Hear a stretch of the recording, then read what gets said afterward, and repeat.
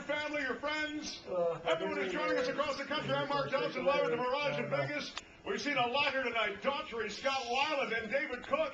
And we've got so much more for you. Captain Robbie Knievel, moments away from his historic jump over the volcano here at the Mirage. We are exactly 41 years to the day after his father's remarkable jump at the Caesars Fountain. And Robbie makes his death-defying stunts look so easy so often. However, they are extremely difficult, and we forget how difficult and how intricate they are. Here are some scenarios that would make this New Year's anything but happy. Robbie has created a 30-foot tall starting tower, which will enable him to see his takeoff ramp, the volcano, and his landing ramp, plus his landing area, the Las Vegas Strip. If everything goes perfectly, he will roar down the tower ramp, gaining much-needed speed. He will hit his takeoff ramp at just under 100 miles an hour. Vault over the volcano, which will erupt in a series of explosions. He will touch down in the center of his landing ramp and come to a stop in front of thousands of fans. One of the bad scenarios would be if Robbie started out from his tower at the correct speed, hit his takeoff ramp perfectly, but the pyrotechnicians trigger a premature eruption of the volcano. Robbie could then be engulfed in flames that reach temperatures in excess of 900 degrees. He could lose control of the flight of his motorcycle, hit the landing ramp with his back tire, and flip across the pavement with bone-shattering consequences. A second bad scenario would be if Robbie started out from the tower ramp, but was not able to gain enough speed before hitting his takeoff ramp. This would throw all the timings off. The pyrotechnicians could once again trigger the volcano too early. And then, because he did not reach the proper speed, Robbie would most likely clear the volcano, but he could come up short of the proper landing zone. If he were lucky enough to at least partially hit on the landing ramp, he would once again suffer devastating consequences. Way too short, and he could be stuffed into steel-reinforced deck.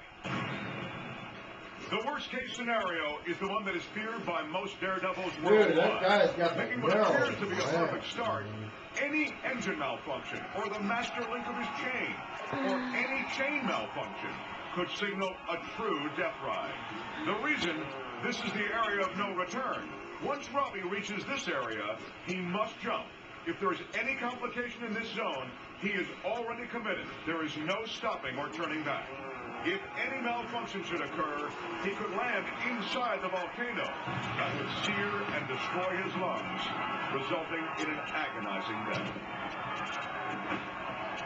As you can see, we can't really overstate the potential for disaster. A lot of things have to go right for it all to work out. I have to remind all of you watching, it seems absurd, but if you happen to have a volcano in your backyard and a stunt crew, don't jump over it with a motorcycle. Seriously, Robbie is a team of professionals working around the clock to make sure everything goes to plan. They plot out the exact mathematical equations to ensure success, from the angles of the ramps to precisely when he shifts gears.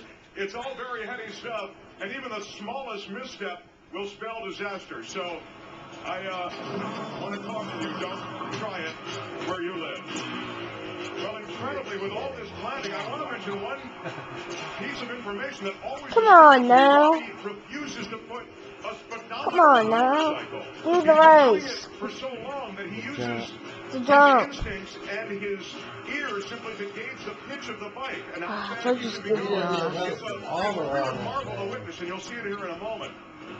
And as he also likes to say, when you're going that fast, who's got time to look down at the speedometer? It's the moment you've been waiting for. We are ready. The test runs are through. Robbie Knievel is ready to jump.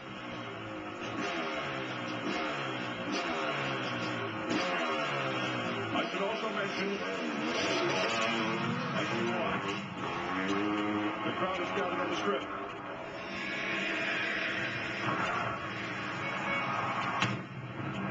Oh, he made it successfully. Oh, that's badass. He's made it! Made it, that's it. Robbie Knievel has made it successfully. Landed cleanly, and now celebrates like a daredevil likes to. Hang on. Are they going to do another one? Curtain call No, at the hold top on. of the Yeah, he ramp. jumped What do you want me to cut? Hold on. He made that curve, he made the approach, hit perfectly and a perfect landing. And Happy New Year!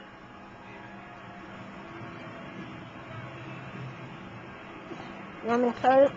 That's a very relieved Knievel crew, You can many kill of it. whom worked with his father 41 years ago at Caesars. Many of those same How stunt about coordinators who were young men then have aged through the generations with the Knievel family. And tonight, another triumphant night Don't kill for it. Team Knievel.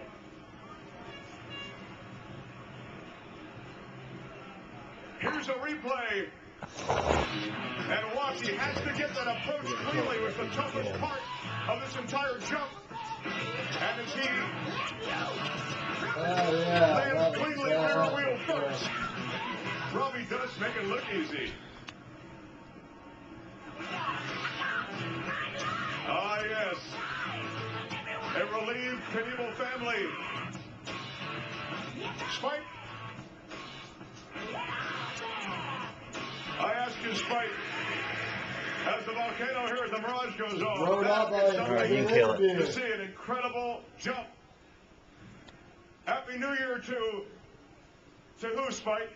I'm standing here with Terry Fader, who You can go ahead and performs kill here it. at the Mirage.